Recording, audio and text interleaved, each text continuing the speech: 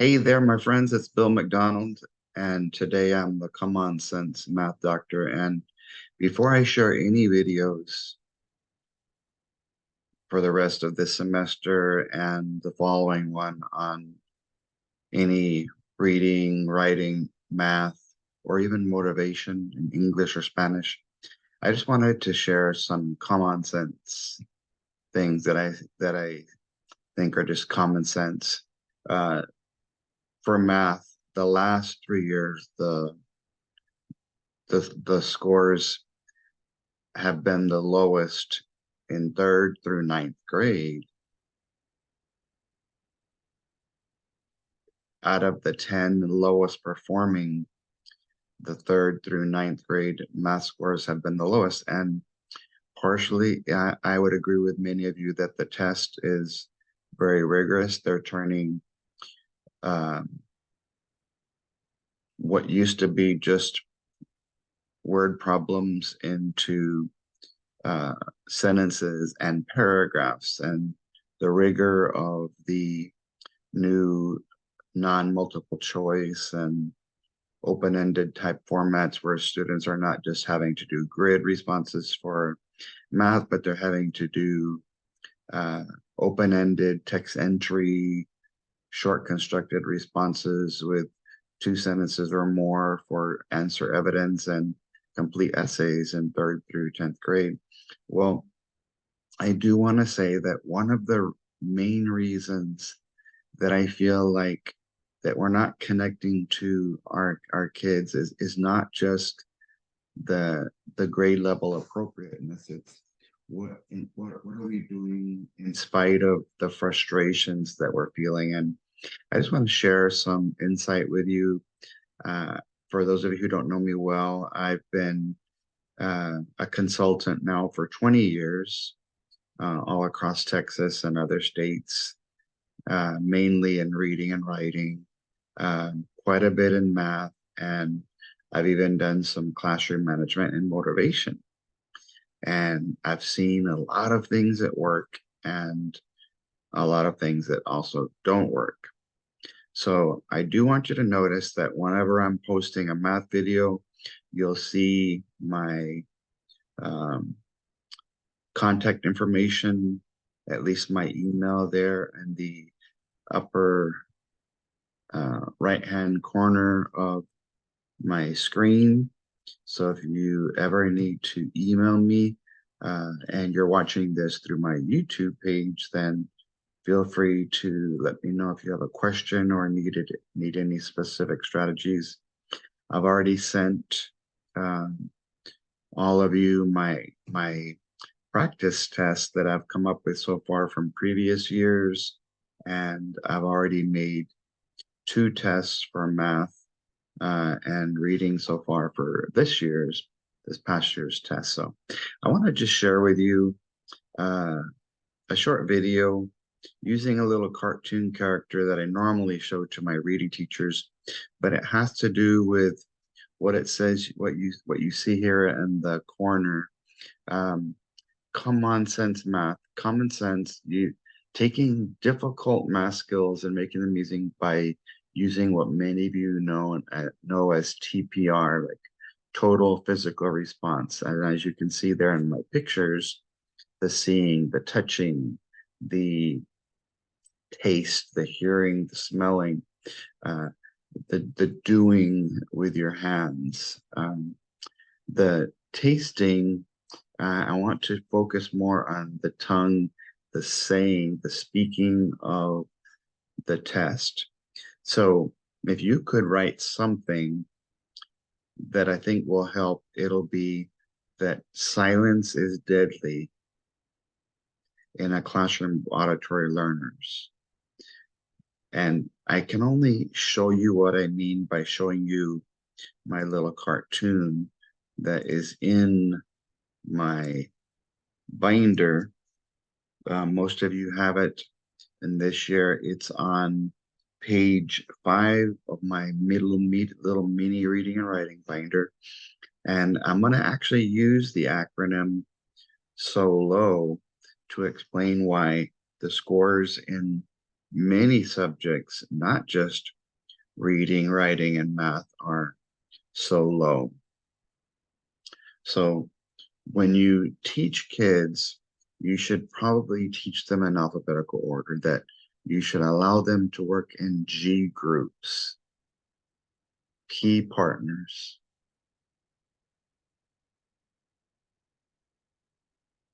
and then solo. But that should only be done after you've taught the whole class a skill.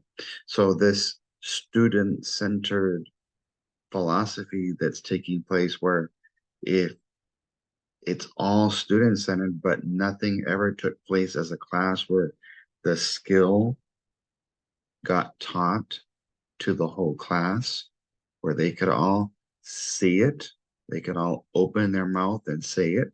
They can also hear and listen because they're opening their mouth, and they can end up using their brains to open their brains and say, what strategies has my teacher taught me so that I can either open my mind and use them, or open a book.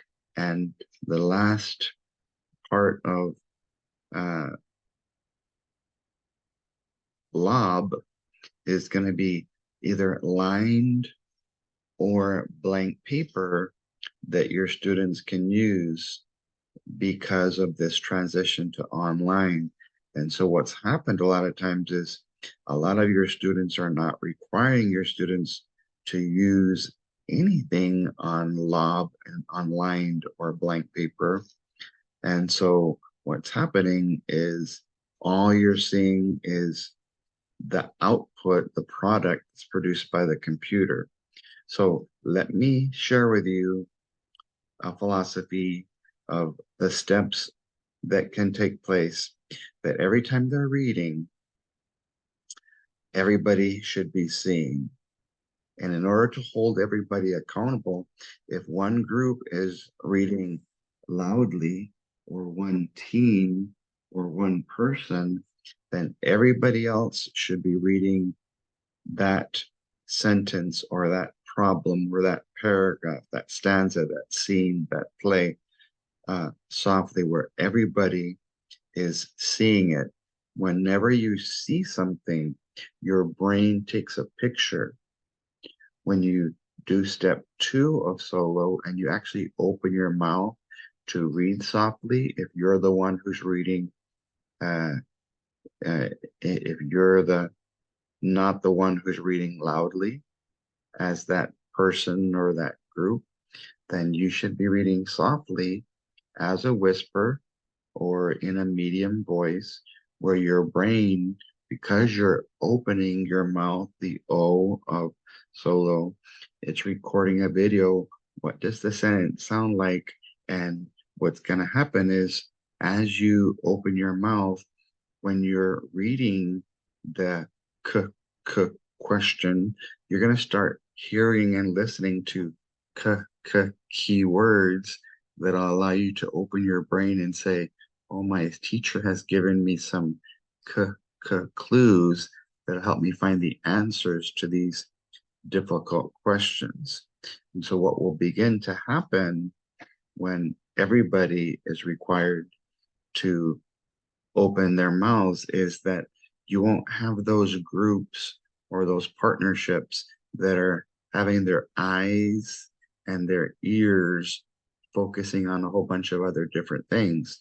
There should be some accountability where they lose points for not following along in your classroom. So if number 1 through 4 take place, then number 5, their brain will trigger some sort of pneumatic response where they can be thinking, oh, I heard something, I was listening, and my teacher has trained me not just to see it, but to say it, number 2, to hear it and listen, 3 and 4, to open my brain and decide, what has she taught me to do, either on lined or blank paper, or something that I can look up in a book if I don't know those key words or those key terms. And they'll have to, throughout the year, begin to learn to navigate the alphabet, because in reading and writing, they're allowed to use that. In math, your students are going to have to build their vocabulary through a word bank that will increasingly grow in their math binder or their math journal, whatever you're using. And you can use a dictionary. And I think all subjects would benefit from another book called the Thesaurus, and the students can build their book as they do things with you. Now, as you teach certain key words, you're going to be seeing me do this a lot. So I would recommend that you think in your brain, what are some kinesthetic movements that I can do to help my kids who don't understand what they're saying, so that as soon as they open their mouth, hear and listen, that their brain triggers a bodily response, which thus the meaning total physical response.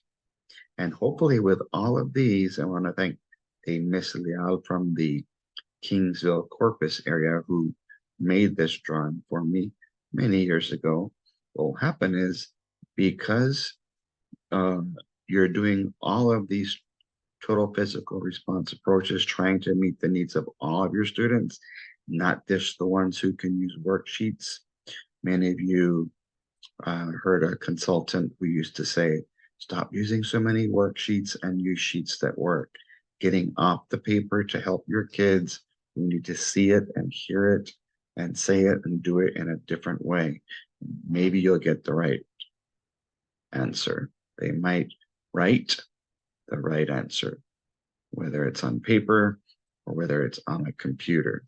Now, if you think of vac in a different way, the word vacuum means to sweep.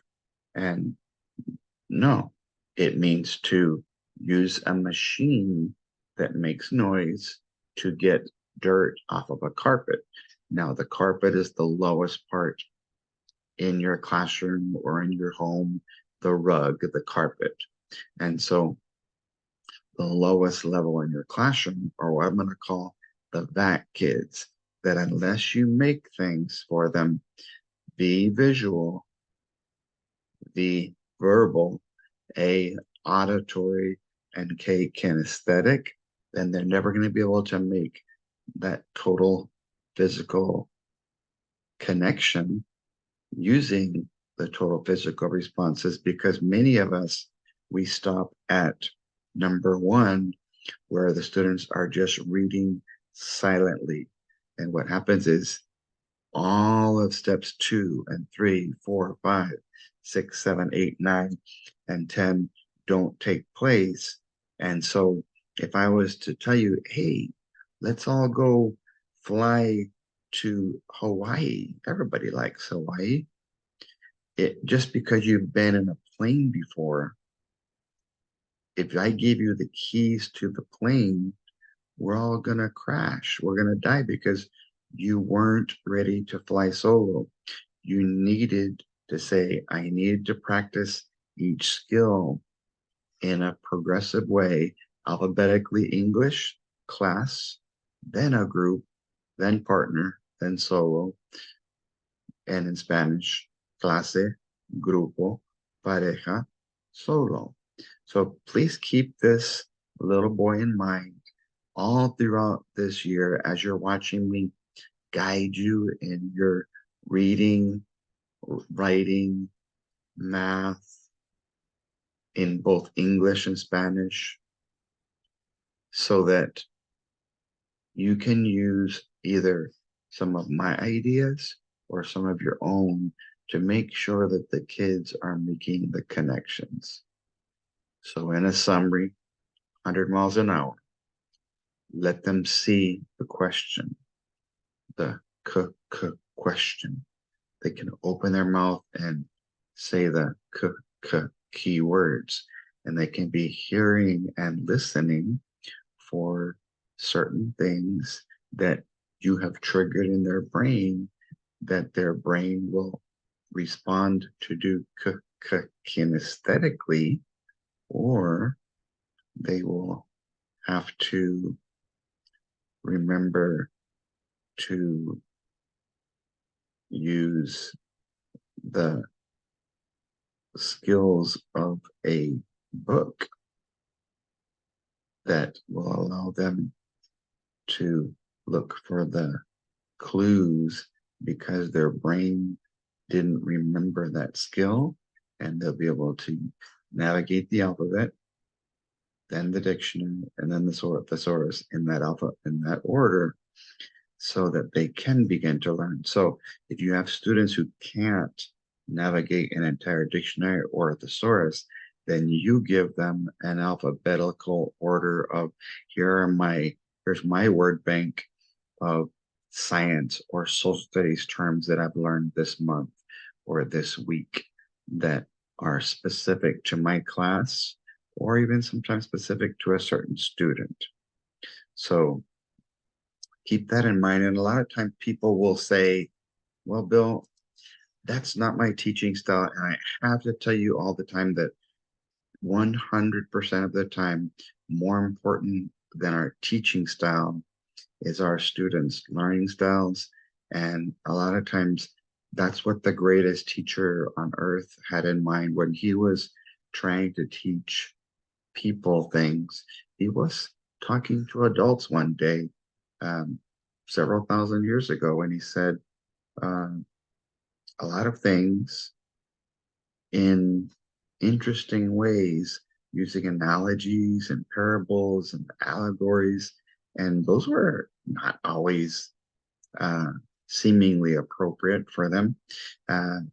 But when he would finish, his disciples would ask him, Jesus, why do you always talk weird? How come you don't talk normal to these adults? They're grown-ups. They can understand things.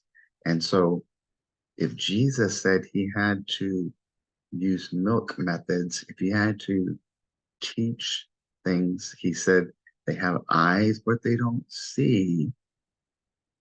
Intent, part of the total physical response, and ears, but they don't hear. Then the greatest teacher was saying that even with high school and middle school students, and not especially, but including elementary, we need to figure out ways to teach kids so that they'll remember things. And I give you my word that as you watch these videos throughout this year, you're going to see ways that will help you and your students remember things, not just until they walk out the door, but for a lifetime. So I'm looking forward to a great school year with you guys as we continue to do some in-person trainings in reading, writing, and math, some classroom and district trainings, and hopefully you'll see things that are practical, applicable, and student-friendly. I just do want to let you know that if you are ready for an in-person training and haven't come to your area yet, we do have Lubbock, sorry, not Lubbock, just left Lubbock and El Paso. My brain is fried from all the trainings. I do have a Midland and Beaumont training coming up on the 2nd and the 7th. I did move my Laredo training up over to the 2nd semester, and I'm either going to do a combination reading writing training on that February date, or I'm going to do reading or writing, just depends on the demand. So we'll see. This is my first year doing the math in-person trainings, but I'm willing to do anytime throughout the week or some weekends a campus or district training And for all of you who have participated in my in-person campus trainings at hotels or conference rooms, you get a special rate that I'm going to offer. Email me at one of these two email addresses for a special rate of working with you, or your supporting grades to build that foundation that we talk about, or we can work with students while you watch so you can see the strategies coming to life right there in front of you. So thank you so much for watching this introductory video on the whole purpose of using total physical responses regardless of the subject and how practical they are. Thanks and God bless.